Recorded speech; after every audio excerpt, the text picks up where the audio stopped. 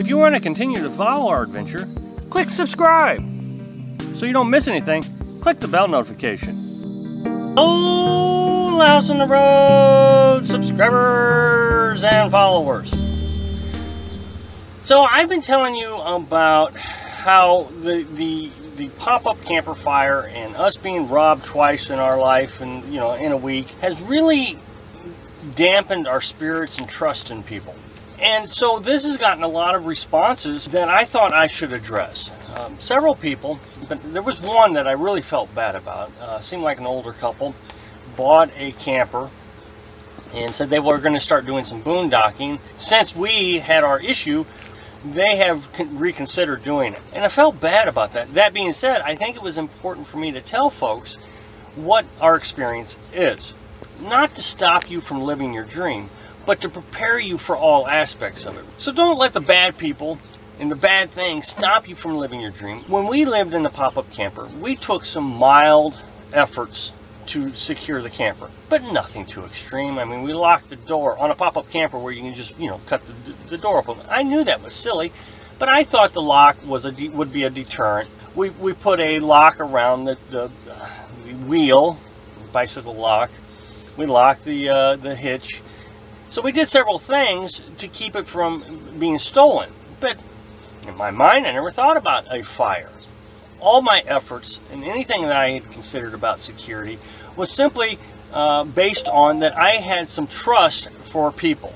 I trusted that people were going to leave us alone. I trusted a lot of the other nomads who said that they've never had a problem. As a matter of fact, most people that respond to us now say they've never had a problem. I've heard, people say, I've been out here for years and we've never had a problem with anybody.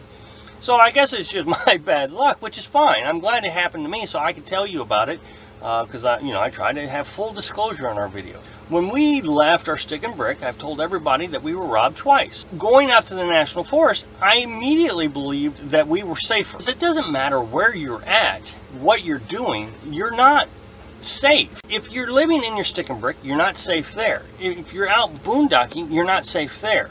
So my point is, don't give up the dream of boondocking because you are in fear of what has happened to us. If you were to go with that logic, then you shouldn't live in a stick and brick either because you're not safe there, if that makes sense. So take measures. Now that you are aware that there are people who are going to do bad things no matter where you're at, take measures to secure yourself even more than what you would have.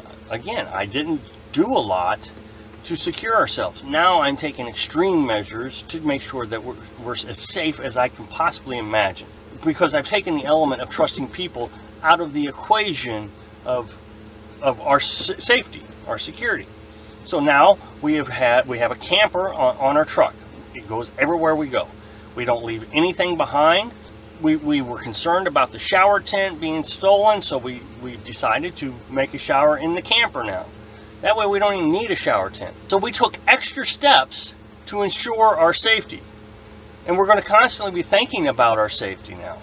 And we're going to be constantly thinking about the things that can happen to us at each location. So I'm going to list off some ideas that some of the folks in the comments have had about making ourselves more secure. The thing is I think I find disadvantages in each one.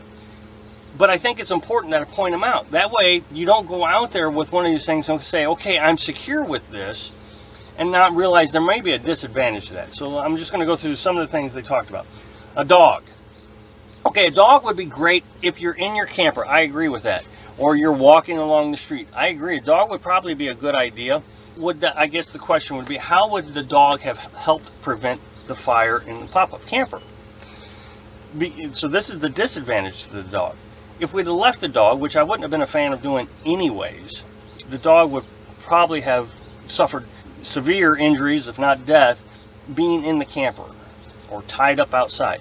Again, I'm not even sure you can tie your dog outside in the National Forest in the campground.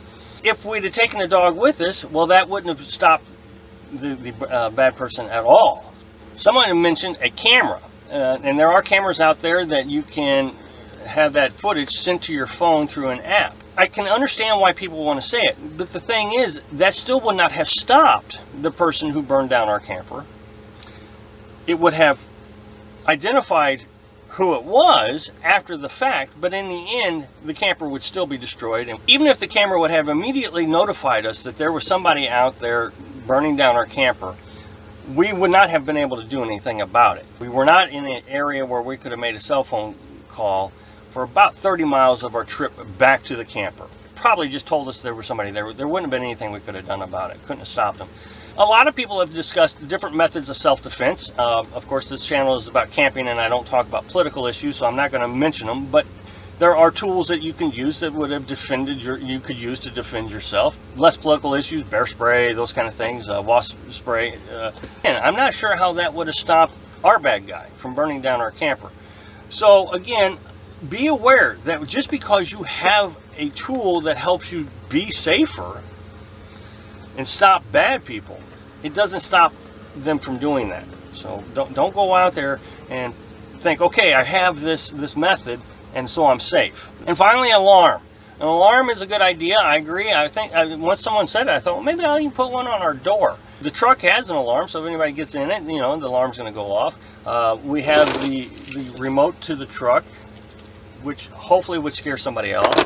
But the only thing that alarm is going to do is going to alert you that there's somebody around trying to harm you. So maybe you could go back to your self-defense methods.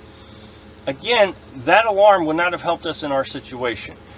The reason I bring all this up is because I agree with all those methods before.